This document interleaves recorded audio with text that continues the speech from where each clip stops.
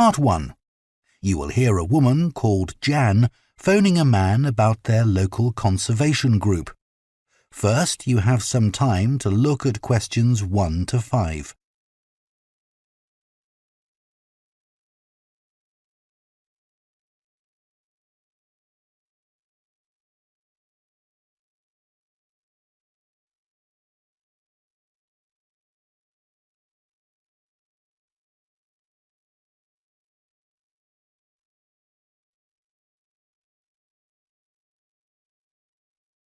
Now listen carefully and answer questions 1 to 5. Hello? Oh, hello. My name's Jan. Are you the right person to talk to about the Buckworth Conservation Group? Yes, I'm Peter. I'm the secretary. Good. I've just moved to this area and I'm interested in getting involved. I was in a similar group where I used to live. Could you tell me something about your activities, please? Of course. Well, we have a mixture of regular activities and special events. One of the regular ones is trying to keep the beach free of litter. A few of us spend a couple of hours a month on it, and it's awful how much there is to clear. I wish people would be more responsible and take it home with them. I totally agree. I'd be happy to help with that. Is it okay to take dogs? I'm afraid not, as they're banned from the beach itself. You can take them along the cliffs, though, and children are welcome. Right. We also manage a nature reserve, and there's a lot to do there all year round. For example, because it's a popular place to visit, we spend a lot of time looking after the paths and making sure they're in good condition for walking. I could certainly help with that. Good. And we have a programme of creating new habitats there. We've just finished making and installing nesting boxes for birds to use, and next we're going to work on encouraging insects. They're important for the biodiversity of the reserve. They certainly are. Oh, and we're also running a project to identify the different species of butterflies that visit the reserve. You might be interested in taking part in that. Sure. I was involved in something similar where I used to live, counting all the species of moths. I'd enjoy that. Another job we're doing at the reserve is replacing the wall on the southern side, between the parking area and our woodshed. It was badly damaged in a storm last month. Okay. Before you hear the rest of the conversation, you have some time to look at questions 6 to 10.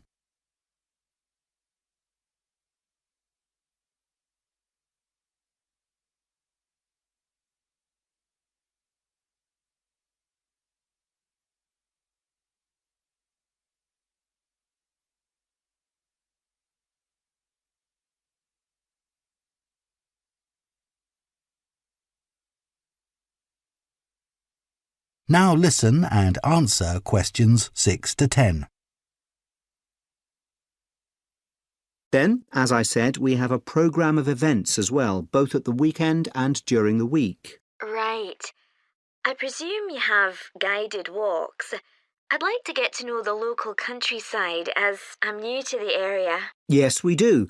The next walk is to Ruston Island a week on Saturday. We'll be meeting in the car park at Dunsmore Beach at low tide. That's when the sands are dry enough for us to walk to the island without getting wet. Sounds good. The island's a great place to explore. It's quite small and it's got a range of habitats. It's also an ideal location for seeing seals just off the coast or even on the beach. Okay. And is there anything we should bring? Like a picnic, for instance? Yes, do bring one, as it's a full-day walk. And of course, it'll be wet walking across and back, so make sure your boots are waterproof. I must buy a new pair. There's a hole in one of my current ones.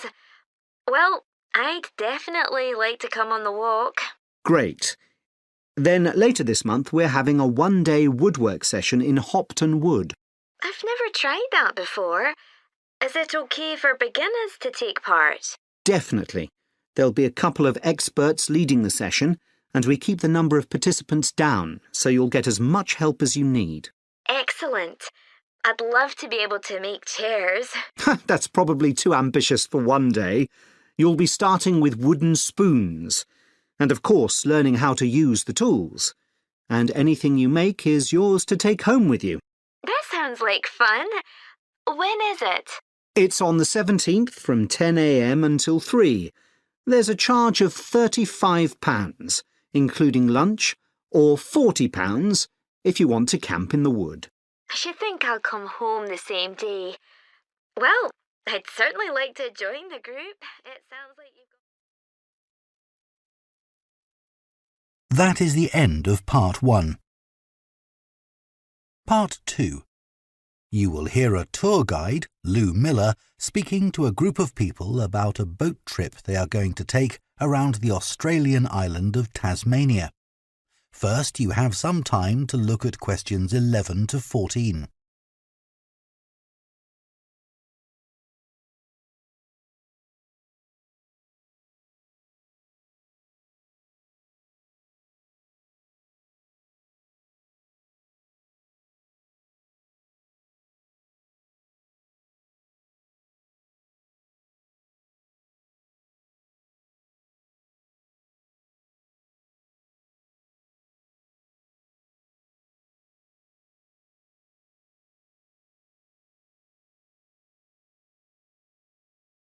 Now listen carefully and answer questions 11 to 14.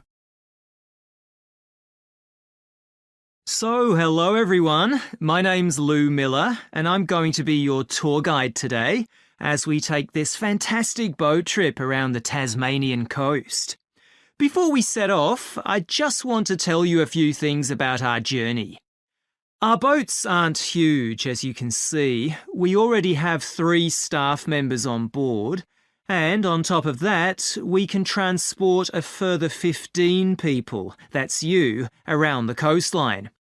But please note, if there are more than 9 people on either side of the boat, we'll move some of you over. Otherwise, all 18 of us will end up in the sea. We've recently upgraded all our boats. They used to be jet black, but our new ones now have these comfortable dark red seats and a light green exterior in order to stand out from others and help promote our company. This gives our boats a rather unique appearance, don't you think? We offer you a free lunchbox during the trip, and we have 3 types. Lunchbox 1 contains ham and tomato sandwiches. Lunchbox 2 contains a cheddar cheese roll. And Lunchbox 3 is salad-based and also contains eggs and tuna. All 3 lunchboxes also have a packet of crisps and chocolate bar inside. Please let staff know which lunchbox you prefer. I'm sure I don't have to ask you not to throw anything into the sea. We don't have any bins to put litter in, but Jess, myself or Ray, our other guide, will collect it from you after lunch and put it all in a large plastic sack. Before you hear the rest of the talk, you have some time to look at questions 15 to 20.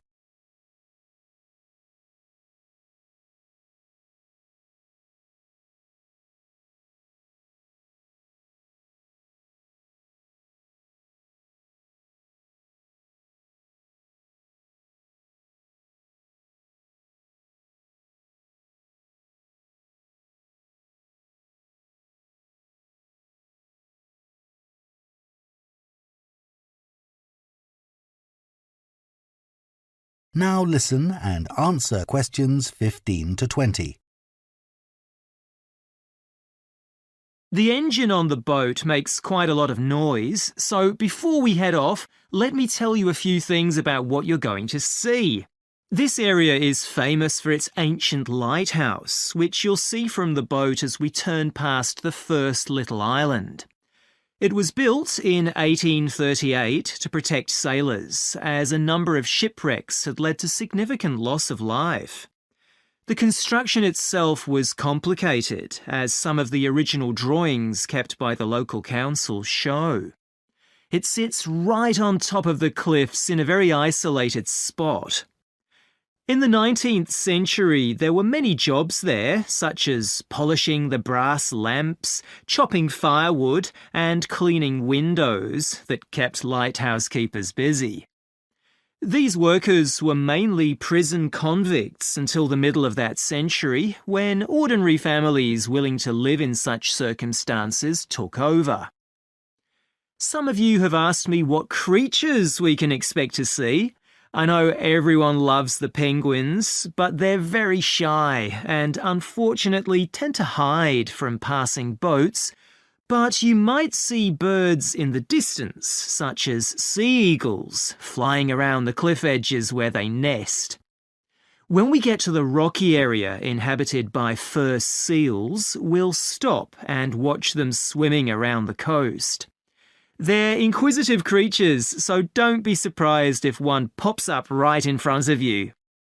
Their predators, orca whales, hunt along the coastline too, but spotting one of these is rare. Dolphins, on the other hand, can sometimes approach on their own or in groups as they ride the waves beside us. Lastly, I want to mention the caves. Tasmania is famous for its caves, and the ones we'll pass by are so amazing that people are lost for words when they see them. They can only be approached by sea, but if you feel that you want to see more than we're able to show you, then you can take a kayak into the area on another day, and one of our staff will give you more information on that.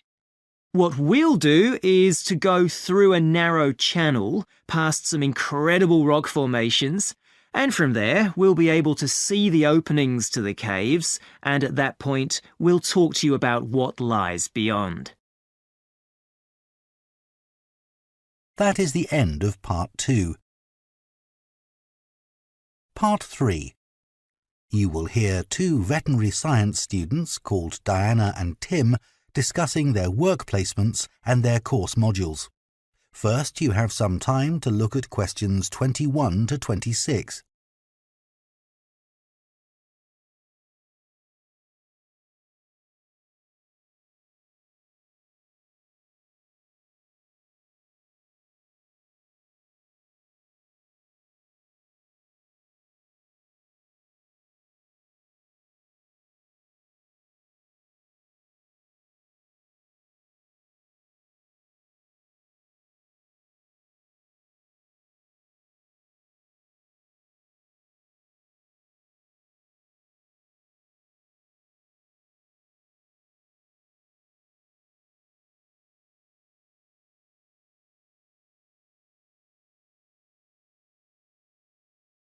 Now listen carefully and answer questions 21 to 26. So, Tim, we have to do a short summary of our work experience on a farm. Right. My farm was great, but arranging the work experience was hard. One problem was it was miles away and I don't drive. And also, I'd really wanted a placement for a month, but I could only get one for 2 weeks. I was lucky. The farmer let me stay on the farm, so I didn't have to travel. But finding the right sort of farm to apply to wasn't easy. No, they don't seem to have websites, do they? I found mine through a friend of my mother's, but it wasn't easy. No. My farm was mostly livestock, especially sheep. I really enjoyed helping out with them. I was up most of one night helping a sheep deliver a lamb. On your own? No, the farmer was there, and he told me what to do. It wasn't a straightforward birth, but I managed. It was a great feeling to see the lamb stagger to its feet and start feeding almost straight away, and to know that it was okay.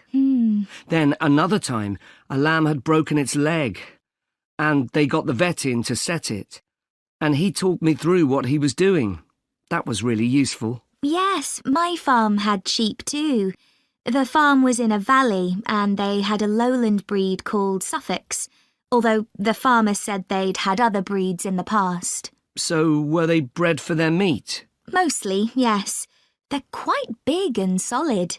My farm was up in the hills and they had a different breed of sheep. They were Cheviots. Oh, I heard their wool's really sought after. Yes, it's very hard wearing, and they use it for carpets. Right. I was interested in the amount of supplements they add to animals' feed nowadays. Like, even the chickens got extra vitamins and electrolytes in their feed. Yes, I found that too. And they're not cheap. But my farmer said some are overpriced for what they are, and he didn't give them as a matter of routine, just at times when the chickens seemed to particularly require them. Yes, mine said the same. He said certain breeds of chickens might need more supplements than the others, but the cheap and expensive ones are all basically the same. So, did your farm have any other livestock, Diana? Yes, dairy cows. Ugh, I made a really embarrassing mistake when I was working in the milk shed. Some cows had been treated with antibiotics, so their milk wasn't suitable for human consumption, and it had to be put in a separate container. But I got mixed up, and I poured some milk from the wrong cow in with the milk for humans, so the whole lot had to be thrown away. The farmer wasn't too happy with me. I asked my farmer how much he depended on the vet to deal with health problems. I'd read reports that the livestock's health is being affected as farmers are under pressure to increase production. Well, he didn't agree with that, but he said that actually some of the stuff the vets do, like minor operations, he'd be quite capable of doing himself. Yeah, my farmer said the same, but he reckons vet skills are still needed. Before you hear the rest of the conversation, you have some time to look at questions 27 to 30.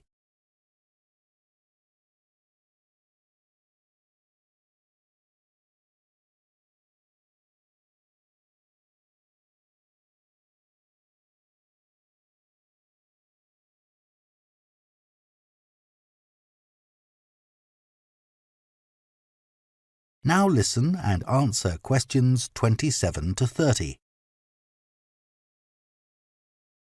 Now we've got to give a bit of feedback about last term's modules. Just short comments, apparently. Shall we do that now? OK, so medical terminology. Well, my heart sank when I saw that, especially right at the beginning of the course, and I did struggle with it. I thought it'd be hard, but actually I found it all quite straightforward. What did you think about diet and nutrition? Okay, I suppose. Do you remember what they told us about pet food and the fact that there's such limited checking into whether or not it's contaminated? I mean, in comparison with the checks on food for humans, I thought that was terrible. I think the module that really impressed me was the animal disease one, when we looked at domesticated animals in different parts of the world, like camels and water buffalo and alpaca.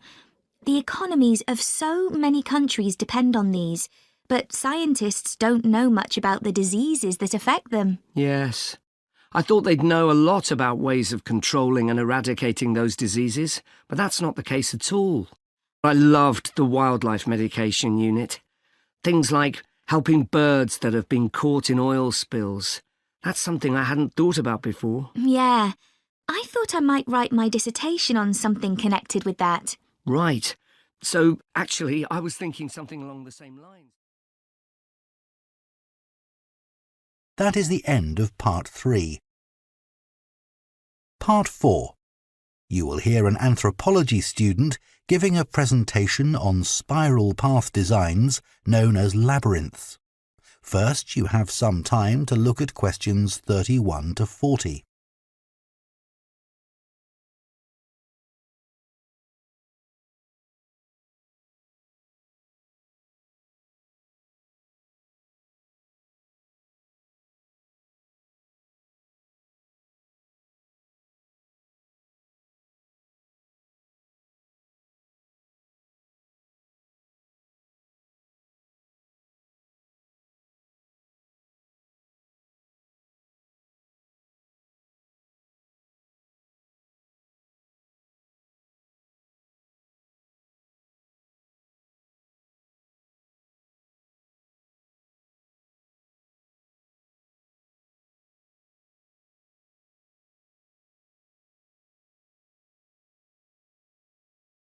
Now listen carefully and answer questions 31 to 40. Labyrinths have existed for well over 4,000 years. Labyrinths and labyrinthine symbols have been found in regions as diverse as modern-day Turkey, Ireland, Greece, and India. There are various designs of labyrinth, but what they all have in common is a winding spiral path which leads to a central area. There is one starting point at the entrance, and the goal is to reach the central area. Finding your way through a labyrinth involves many twists and turns, but it's not possible to get lost, as there is only one single path. In modern times, the word labyrinth has taken on a different meaning and is often used as a synonym for a maze. A maze is quite different, as it is a kind of puzzle with an intricate network of paths. Mazes became fashionable in the 15th and 16th centuries in Europe and can still be found in the gardens of great houses and palaces. The paths are usually surrounded by thick, high hedges so that it's not possible to see over them. Entering a maze usually involves getting lost a few times before using logic to work out the pattern and find your way to the centre and then out again. There are lots of dead ends and paths which lead you back to where you started. The word maze is believed to come from a Scandinavian word for a state of confusion. This is where the word amazing comes from. Labyrinths, on the other hand, have a very different function. Although people now often refer to things they find complicated as labyrinths, this is not how they were seen in the past. The winding spiral of the labyrinth has been used for centuries as a metaphor for life's journey. It served as a spiritual reminder that there is purpose and meaning to our lives, and helped to give people a sense of direction. Labyrinths are thought to encourage a feeling of calm, and have been used as a meditation and prayer tool in many cultures over many centuries. The earliest examples of the labyrinth spiral pattern have been found carved into stone, from Sardinia to Scandinavia, from Arizona to India to Africa. In Europe, these spiral carvings date from the late Bronze Age. The Native American Pima tribe wove baskets with a circular labyrinth design that depicted their own cosmology. In ancient Greece, the labyrinth spiral was used on coins around 4,000 years ago. Labyrinths made of mosaics were commonly found in bathhouses, villas, and tombs throughout the Roman Empire. In northern Europe, there were actual physical labyrinths designed for walking on. These were cut into the turf or grass, usually in a circular pattern. The origin of these walking labyrinths remains unclear, but they were probably used for fertility rites, which may date back thousands of years. 11 examples of turf labyrinths survive today, including the largest one at Saffron Walden, England, which used to have a large tree in the middle of it.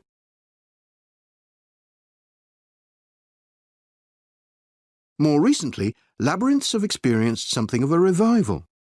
Some believe that walking a labyrinth promotes healing and mindfulness, and there are those who believe in its emotional and physical benefits, which include slower breathing and a restored sense of balance and perspective. This idea has become so popular that labyrinths have been laid into the floors of spas, wellness centres, and even prisons in recent years. A pamphlet at Colorado Children's Hospital informs patients that walking a labyrinth can often calm people in the midst of a crisis. And apparently, it's not only patients who benefit. Many visitors find walking a labyrinth less stressful than sitting in a corridor or waiting room. Some doctors even walk the labyrinth during their breaks. In some hospitals, patients who can't walk can have a paper finger labyrinth brought to their bed. The science behind the theory is a little sketchy, but there are dozens of small-scale studies which support claims about the benefits of labyrinths. For example, one study found that walking a labyrinth provided short-term calming, relaxation and relief from anxiety for Alzheimer's patients. So what is it about labyrinths that makes their appeal so universal?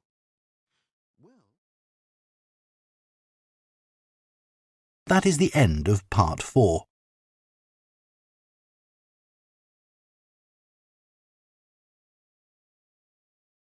Subscribe ASM Immigrant for more tips and practice online.